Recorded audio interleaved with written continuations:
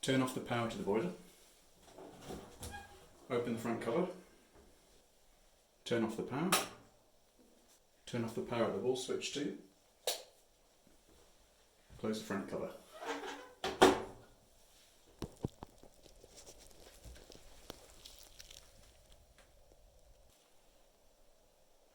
Isolate the boiler from the rest of the heating system by turning off the drain valves with a 4mm Allen key so that the slot is pointing across the pipe.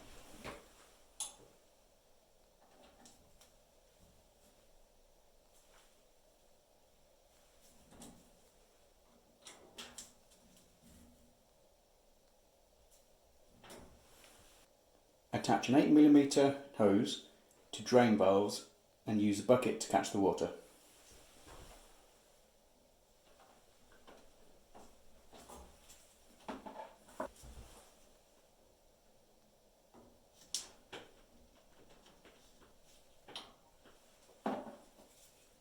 Open the drain valve using an 8mm ratchet spanner.